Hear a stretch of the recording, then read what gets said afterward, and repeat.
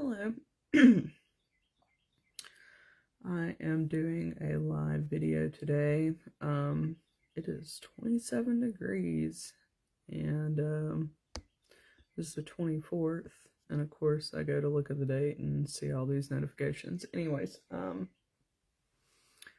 it is Tuesday the 24th of February and it is 2026. I am starting some, what type of, well, I guess it's a wet spot. I am starting moving my daily research from, I think I mentioned this like a week ago or something in one of my videos. Moving my daily research from autism spectrum disorder to Tourette's and movement disorders that you're born with. That's pretty much the severe end of it, considering it starts off with small, like fine motor movement, and progresses to like more disabling disorders, with Tourette's syndrome being the most severe. And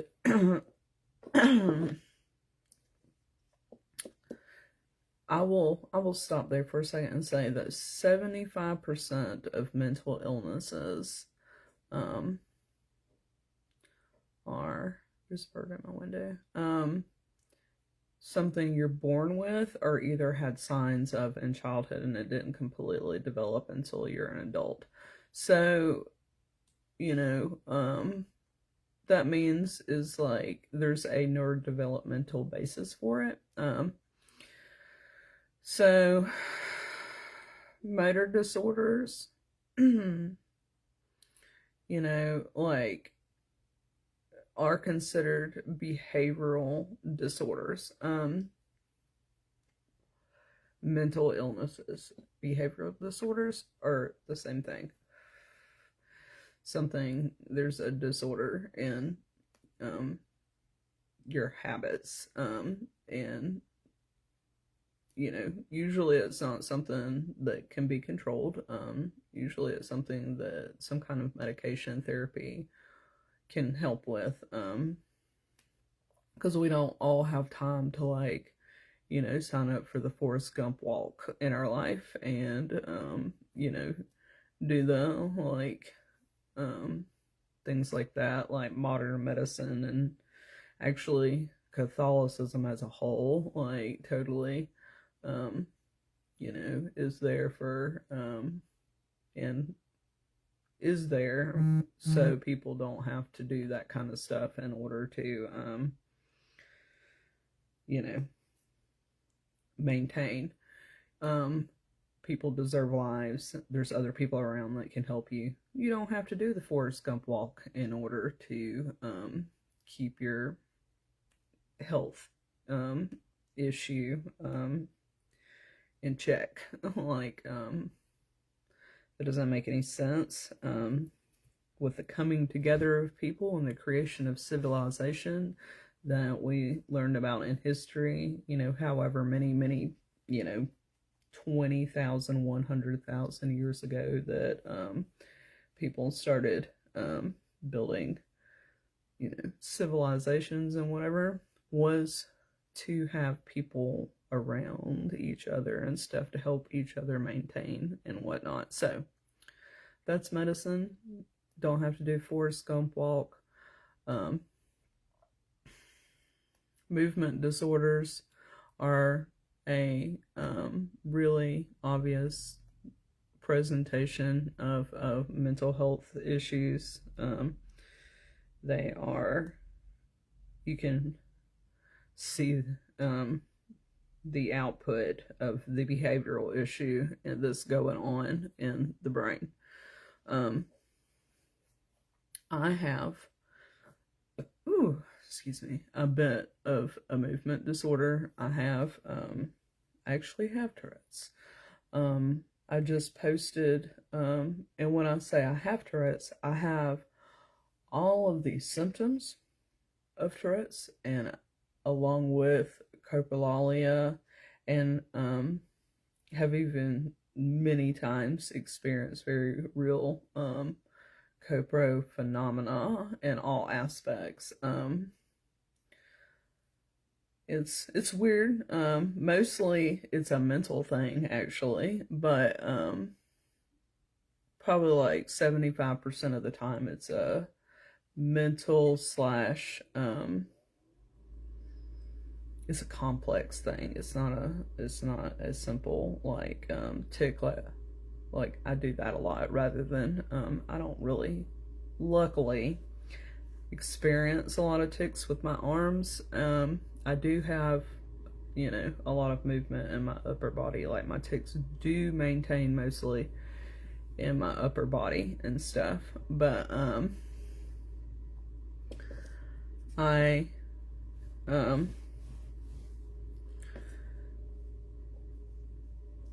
Tourette's is a situation that it is an attention thing. I do not have a Tourette's diagnosis because even though I have all the symptoms, including copro phenomena and actually echo phenomena too, that's not really covered under Tourette's, but it's in the same works in similar ways within the brain, which is interesting. I do not have Tourette's diagnosis because my stuff is not the presentation of it and stuff is hidden. It's not a problem. It's not something that people look at and stuff and wonder. Mine fits in with other issues that I have,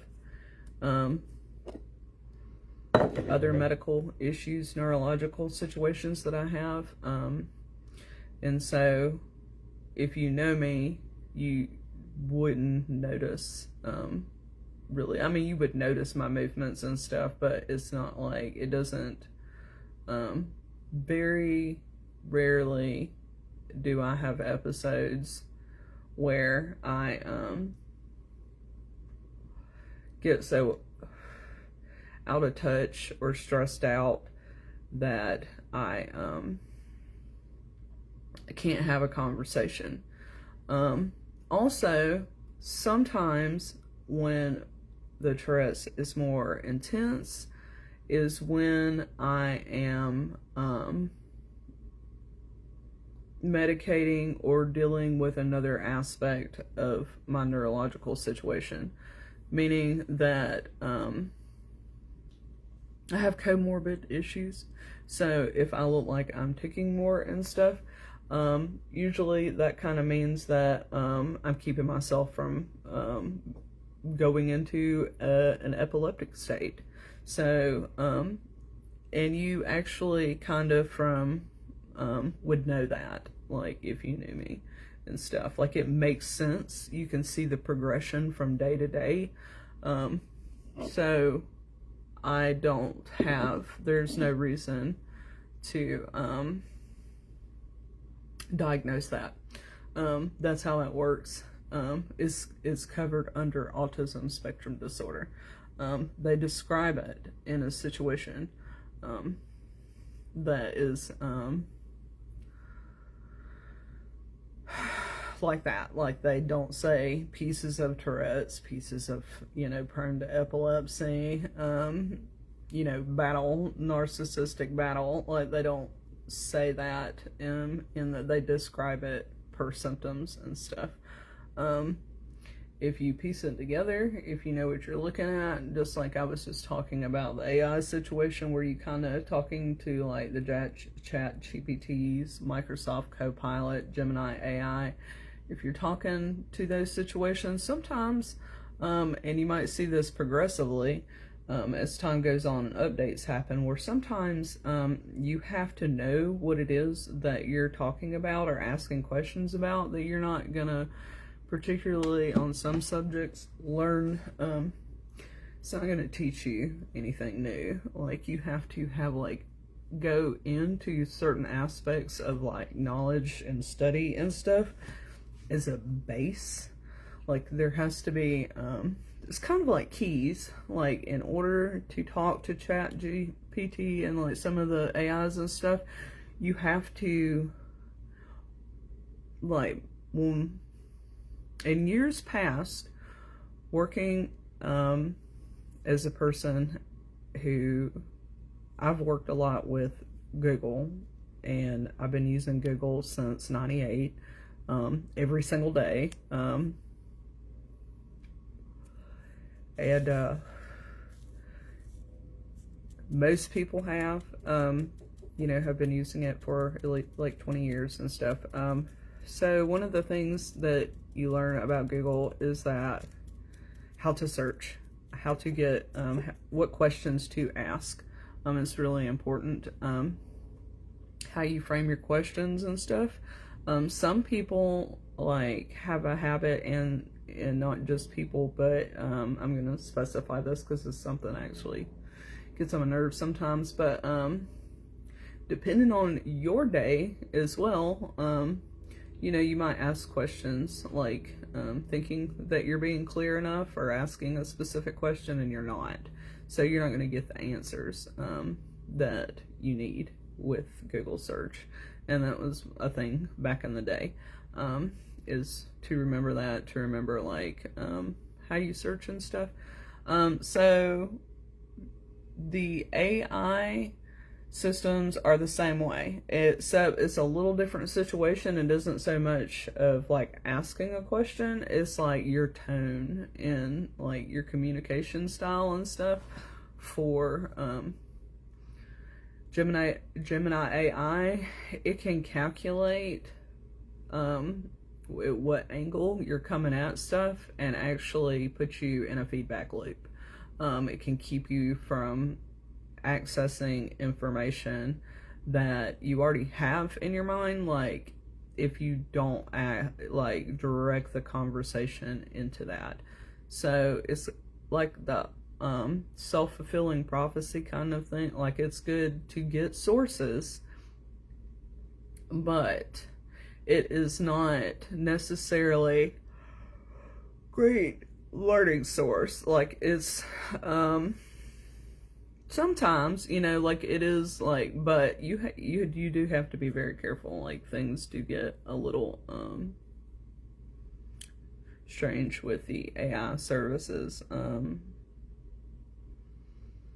They can be kind of frustrating, especially if your word usage changes or something like that, and you're trying to get back to something specific that you've read around or talked or studied or something, and you can't pull it up. Like,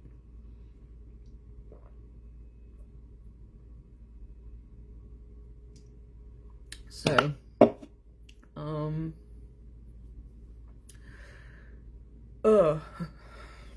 I am starting to look at Tourette's and movement disorders, and they, I'll say it can be interesting. It's not really. It's pretty white and black and stuff. Like, it's pretty easy to understand. There isn't anybody that's like, oh, I don't understand how this works and stuff. I, of course, am really glad that I don't have the full presentation of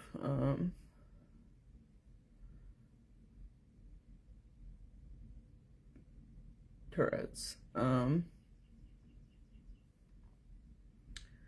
glad that it's not any worse. Like, mine could be a lot worse. Sometimes it is. And I've watched that throughout the last like 4 months. today it's not really that bad. So, but I mean, it's there every single day. I have like moments throughout the day, you know, where I'll just kind of like, but it's more for me, it's like a a mixer versus kind of like up and like a rocking since get like a rocking feeling. Like the girl that I posted her video right before this live video, like she has very much a rocking feeling to like watching her video and watching her mannerisms and stuff. Like you know, mine is much more of like my eyes are rolling back in my head kind of thing.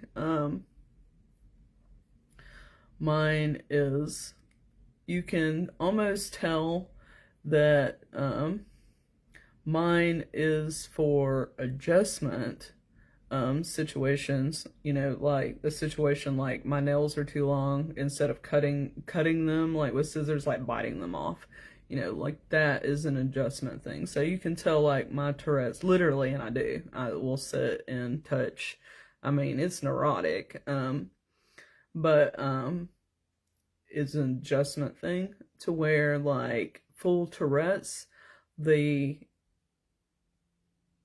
movements, even the coprolalia and the movements and stuff that you see people do and stuff, they don't have meaning behind them. So very much like epilepsy, where you get an epilepsy diagnosis if you don't know the reason behind the seizures that you are having. So both situations are learning disorders.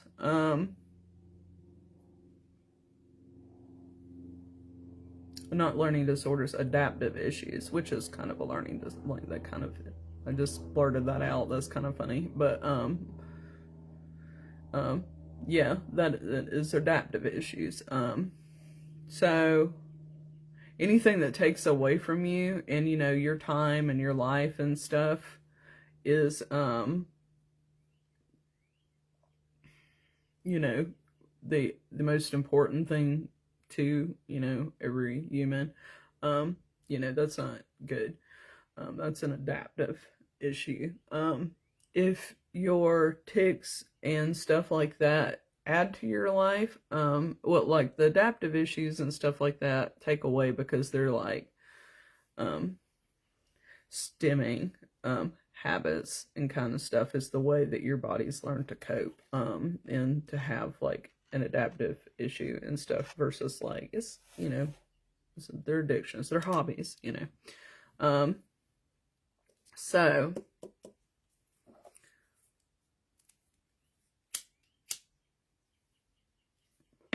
adults can have hobbies. The world isn't based on disorders. Jesus says that we don't have, you know, that like the Jewish religion is great and stuff like that, but they updated it. So like adults can have hobbies, like that's not a weird thing. You're not less of an adult if you have hobbies and also an like you know, Tourette's. Like, so to tell people who, I don't personally have hobbies, but because I'm not on that graph, because I have ASD, but to not, you know, think that adults, you know, which is pretty much everybody who has some form of adaptive, like it's a categories,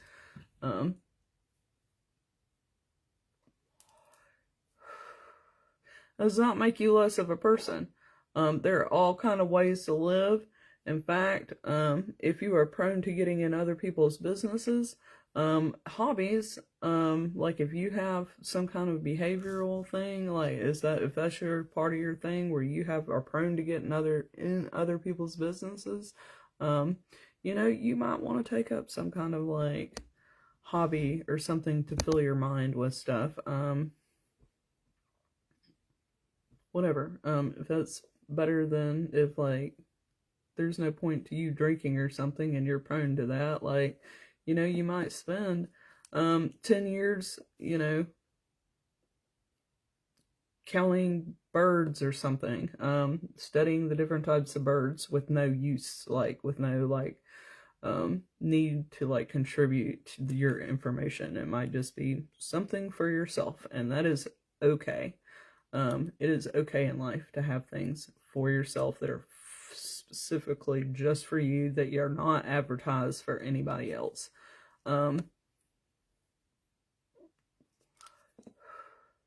Not everybody believes that. That is a Methodist, a Christian Methodist thing.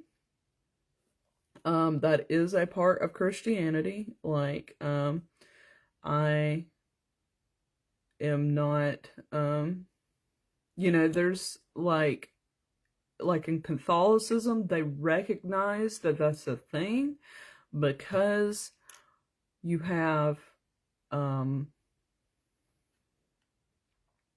confessional within Catholicism. So the fact that they have confessionals and that whole section part of Catholicism recognizes the concept that I just mentioned, where Methodism might talk about it a little bit more, and because they have mentioned it, it doesn't necessarily need a confession. So on that aspect, and on what you do with your time, and the reason why everybody is not, a nun or a priest, and everybody's knowledgeable about that, is the difference between Methodism and Catholicism. It can be a little bit more heavily responsible, but not everyone lives in a city. So,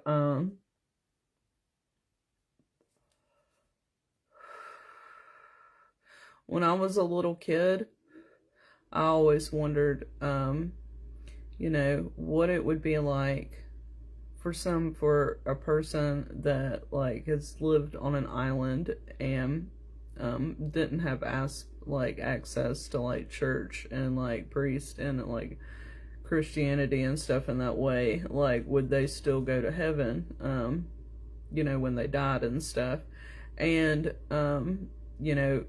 it is a habit as the sun comes up and goes down to follow along with that, because there's specific times of the day that are better for specific things, and as humans we do have cardiac rhythms, and so technically having methods and stuff like that, and then the patterns that they have before that, in Catholicism, are actually natural things. So,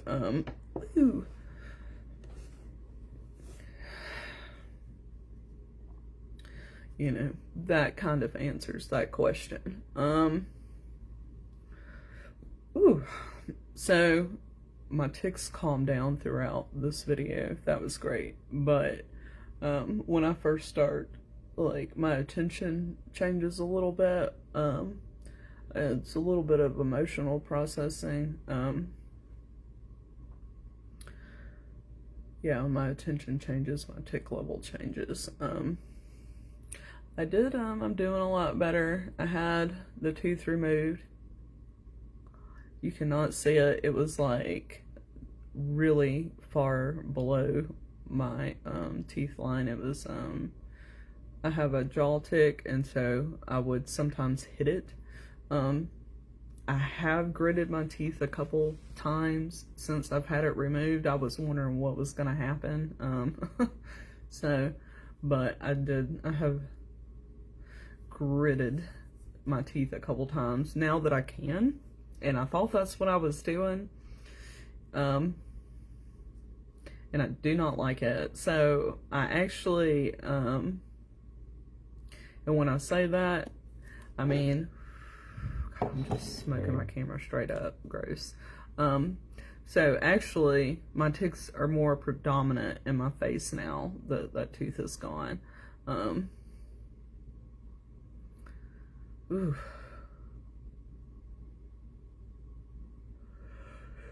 Try to chill it out for a minute. So,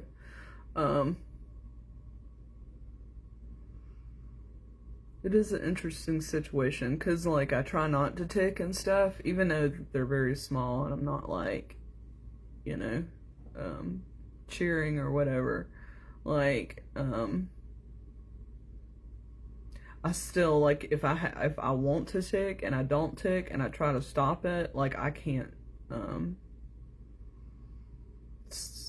stop. Like, it doesn't work. My brain shuts down, or my mind stops. So, like, I space out and stuff. And you can actually watch the girl that's in that video, and, you can see her, like, attention and stuff, like, all over the place. Like, you can watch her space out, and stuff, and, like, all of that, even when she's cussing and stuff, like, that's all Tourette's. Like, she's ticking, but that's not coprolalia. What she's doing is habits. They call it coprolalia, just like people call narcolepsy, like people, who are tired all the time, you know. Technically, she has Tourette's 2. She does not have Tourette's 1, even though it looks really bad. Technically, I would have Tourette's 1, and mine doesn't look as bad, but I actually have coprolalia, and you can hear it in my tone of voice. You can tell in the way that I talk about things, in my nature. You can, in my personality, the way I think about things. You can follow my eyes and the way I have to think about stuff, and categorize things, and logic things out. That is coprolalia. It is all those things that I just mentioned are signs that I invert, that I have a different, that I don't have, that I'm not able to have a working ADHD disorder. I'm not able to multitask my social feeling at the same time as I'm interacting and thinking and planning and everything. Like my executive functioning and my ADHD, you know, does not work simultaneously. So because of that, you know, there are negatives to it, but actually that is something that is not, like, you know, people spend tons and tons of money trying to get to a point where their ADHD doesn't rule over their life and stuff. So the internal part does it rule over their executive planning, not their life or whatever, but yeah, their prefrontal cortex, because often enough ADHD does. Also, that is a big way that, like, the more inhibited you are while you're also using your executive functioning, it makes you much more out of control, like, with, like, a disconnect between who you are and what's going on in your life and your actions and stuff like that. I always start off from one or the other. I am in a place of educated complete disconnect, which is rare. Like, when I'm in those places, like my executive functioning is not working well, so that takes over, and I've had to teach it in order to, like, it literally is a different, like, you know, field and stuff. It is not, like, you cannot use your feelings to, plan how to run a business. There is not enough there. I have worked with that for over 20 to about 25, 30 years. And so that's an important recognition for some people to make. And because of that, I don't have faults. I don't have things about me that people could be like, you need to change that about yourself.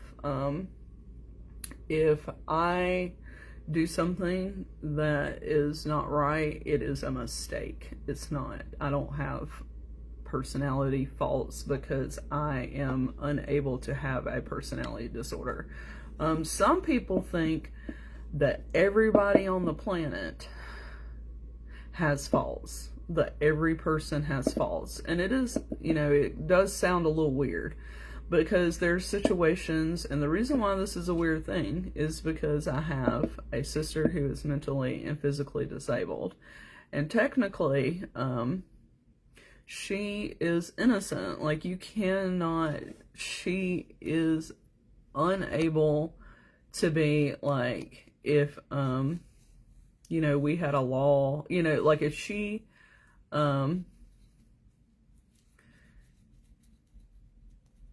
I can't even imagine, like that's kind of a thing. She is a situation to where, like, I don't see her, like, squeezing an animal. If she squeezes an animal or something and it doesn't move and it kills it or whatever, I do not see her doing that. She's got stuffed animals.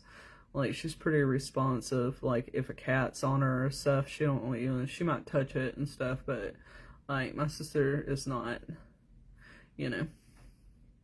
so it wouldn't be there. Anybody that is on that level, it's like, it's one of those things, kind of like the epilepsy and the Tourette situation that I was talking about a minute ago, is like, what is the purpose behind something? If somebody does something on purpose, you're not going to turn around and be like, that's the point, is that if somebody does something on purpose, you're not going to be like, oh, you have faults, like you have things you need to change about yourself. That is not going to be anything in your mind. You're going to think that, fucking stop. Don't do that if somebody does something on purpose. A lot of times people will talk about other people's faults and them needing to change or them needing to grow, coming from a place of perceived power. When people talk about other people needing to, when people preach, not literally, but kind of at the same time, but they don't have any, usually when people are talking about that kind of stuff, it's not a situation of like Jesus said, they're not offering any, consolidation or like kind spirit behind it, or like, here, even if I didn't explain it right, here's where I got this information. There's no sources. There's no comfort. It's not healing. It's not health.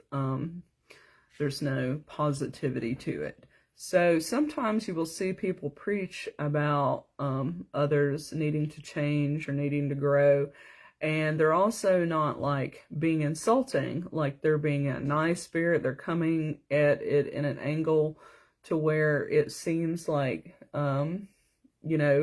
they've had something difficult happen to them and they're passing on that knowledge because they have found themselves in a place of fault. And other people also need to be aware of that, or some, fluffy bullshit like that. What they're doing, when you see people talk about other people having faults and everybody needs, has to have some place of growth and stuff like that, they're completely full of shit. That is a narcissistic, antisocial, it is a narcissistic personality disorder control tactic. That is manipulation. Nobody needs to be told that. And if you're gonna talk about it, It needs to be sourced. You need to have a source of empathy. So there's just a big long list of the reasons why that completely comes from like a gaslighting tactic, this manipulation. And if you know the person and it's not a thing like that and it's not bothering anybody, blah, blah, blah, blah, then you know the situation is because they're repeating shit they've heard and they don't believe it themselves, and that is also a narcissistic personality disorder thing. So I just wanted to throw that out there. But yeah, I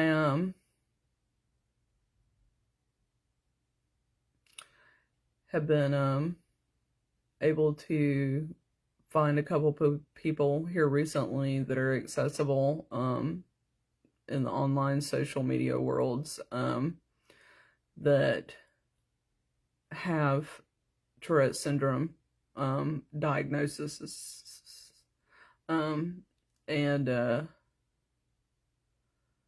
you know, just analyzing, looking at their lives and stuff and how they manage and how their tics are, and how that is combined with their personality and stuff. And usually it's funny because I will also note that anytime I see people who have Tourette's, it's funny because people with ADHD are prone to having personality disorders, but people with Tourette's have, it's almost like the Tourette's movements and all that kind of stuff is a tampon for, funny enough, because you are usually pretty disabled if you have Tourette's, and you know, slaves used to pick cotton.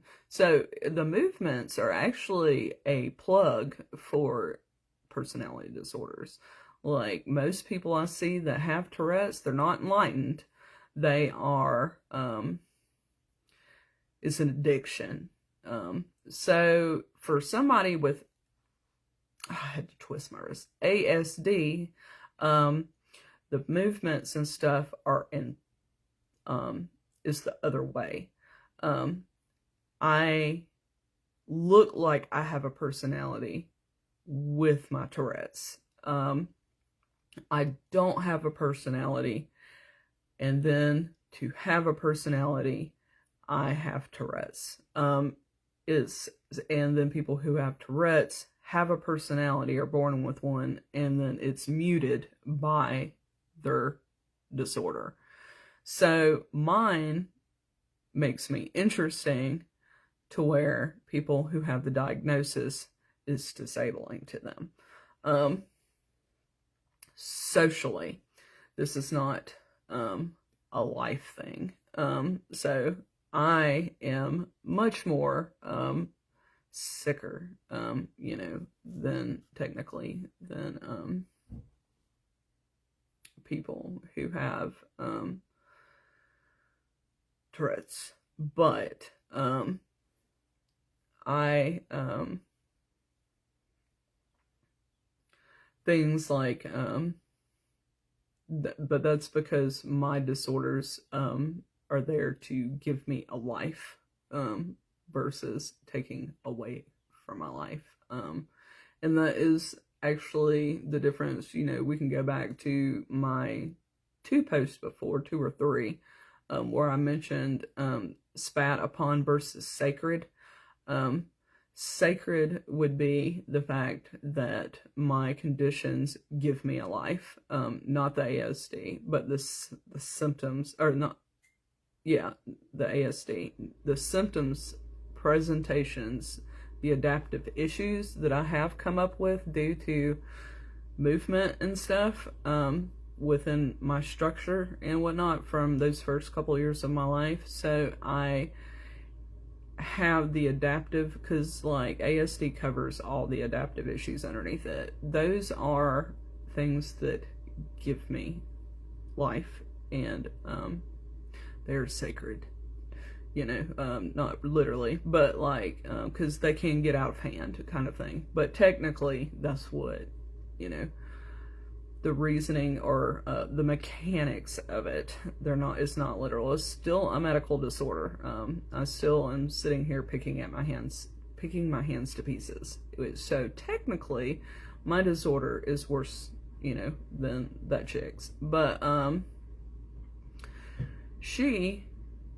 her disorder pretty much, keeps her from being able to, is an emotional thing, like part of life and stuff.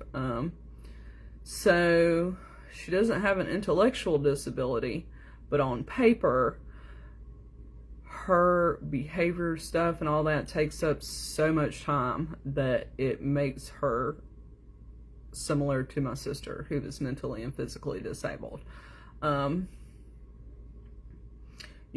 course, I in no way argue with any of all that and stuff. And ooh, I just hit my ankle. If we were in the same room together, and she was hungry and ticking all day long, of course I'd get up and, make her a sandwich. If I assume, vice versa.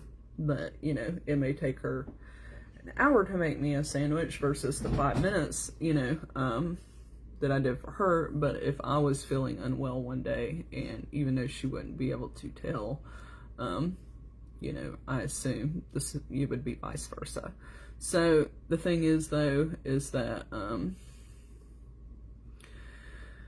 that still all boils down to a personality thing. And that's real. Some people are like, oh, no, personalities aren't measurable, blah, blah, blah, blah. And it's like, no, they definitely are. Personalities are 100% measurable and understandable. All the mechanics of the brain is not, but personalities and stuff and mental health and all that stuff is. Yes, I hope everybody has a good day. I'm going to check this out again because I've already forgotten. It is the 24th of February, probably about the middle of the day now. Maybe not, maybe like 11. I can't remember. 10, it's right at 11, a couple minutes before 11. Yeah, it's cold. Can't wait till it starts getting a little warm. Hope everybody has a great end of February.